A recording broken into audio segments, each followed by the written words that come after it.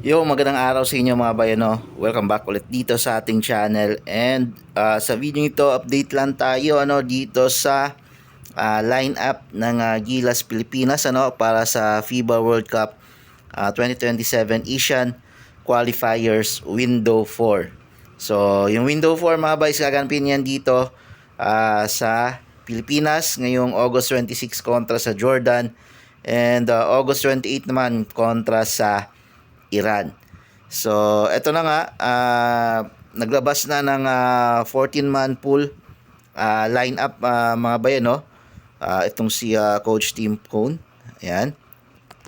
So, eto yung mga pasok sa 14-man pool. Kumbaga, parang eto na rin yung final lineup natin para sa FIBA World Cup Asian Qualifiers Window 4 ngayon dito sa Pilipinas. Pero magbabago pa to mga bay, no? Hindi pa to yung lineup para sa Asian Games. So iba din yung lineup sa Asian Games.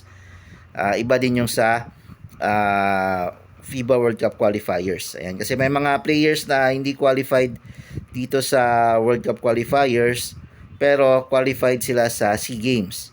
Rather sa Asian Games. So iba rin yung magiging lineup doon. So ito yung 14-man pool lineup So, nandito si Kai Soto. Take note mga bay, out na si Justin Brownlee para sa World Cup qualifiers dahil sa injury niya.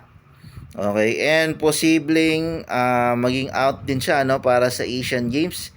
Hindi pa sigurado kung makapaglaro ba siya sa Asian Games sa September, So, yan yung dapat nating abangan. Pero mukhang base sa report, mga October pa raw posibleng makapaglaro itong si Justin Brownlee para makapag-recover sa kanyang injury. And posibleng sa PBA na, pag-resume na ng PBA break, siya posibleng makapaglaro ulit ng official basketball. So posibleng wala siya sa Asian Games din. So kailangan natin maghanap ng import na pamalit para sa Asian Games in case na wala si Brownlee. And wala din si Boatwright dahil hindi mahabol yung papers niya. Pero tingnan natin baka pwede nilang ma-rush or mahabol yung papers ni Boatwright kasi walang Brownlee para sa Asian Games. So yun yung abangan natin kung pwede bang mapabilis yung finalization ni Boatwright. So ngayon dito muna tayo sa 14-man lineup ng Gilas So nandito si Kai Soto mga bay. Nandito din si Dwight Ramos. So sila yung mga Japan B-League boys na sina Edu. Yan. Makapaglaro sila dito sa window 4 mga ba ng FIBA World Cup qualifiers, pero sa Asian Games hindi sila makapaglaro. Yung mga Japan B-League and KBL boys hindi sila makapaglaro kasi conflict sa schedule. So mawawala tong mga sina EJ Edu, Dwight Ramos, Kevin Kiambao, and Carl Tamayo. Mawawala yung apat na yan sa Asian Games. So hanggang dito lang muna sila sa World Cup qualifiers. Aside yan sa kanila, nandyan din si Juan Gomez mga bay, Junmar Fajardo, last team niya na sa Gilas. And posibleng last Asian Games na rin kung masali siya sa final lineup. And I think masasali siya kasi walang EJ Edu.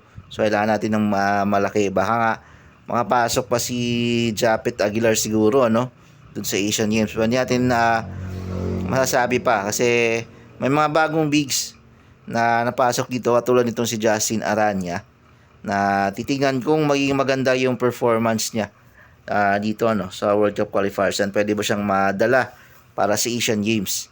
So wala tayong Justin Brownlee pero merong bagong Justin na pinalit, which is si Justin Aranya. Nandiyan din si Scottie Thompson. Kakabalik lang ng injury ni Scottie. Hindi ko lang alam kung magiging 100% healthy ba siya para sa World Cup qualifiers and sa Asian Games. Siguradong masasama to si Scottie And then RJ Abarientos, Chris Newsome, Justin Baldassar, CJ Perez, and Troy Rosario. Ayan, ngayon kung titignan natin kung sino yung posibleng makat sa Final 12 na dalawa na posible nilang tanggalin. Siguro si Troy Rosario. Ayan.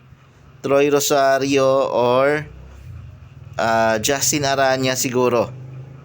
Yung posibleng matanggal dito sa Final 14 or si CJ Perez kasi Mukhang, ang alam ko may groin injury din to si Perez eh.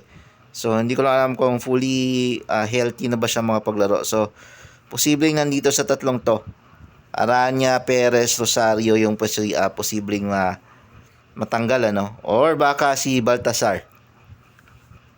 So, yan yung posibleng matanggal dito mga bay. So, abangan natin yung first game nila is kontra sa Jordan. I think kayang-kaya ng lineup na to.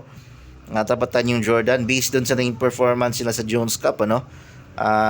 So, hindi nakakaalam sumali sa Jones Cup yung Jordan and hindi sila umabot ng semis. Naka 2 wins lang yata sila dun sa group nila.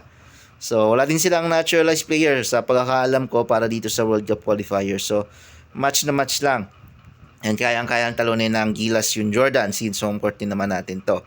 Ang posibleng may problema dito is yung Iran dahil kahit na wala silang naturalized player, alam nating malakas yung Iran talaga. Isa sa mga top team talaga yung Iran. Pagdating sa basketball stage, okay, international stage, FIBA. Okay, so hindi ko lang alam kung kasali ba yung Iran sa Asian Games, ano? Kasali ba sila? Pero sure kasali sila dito sa window 4. And I think masasabi ko 50-50 between Iran and Gilas. Yan yung posibleng mangyari. So abangan natin mga ba yung laro August 26 and August 28. Maraming salamat sa panonood.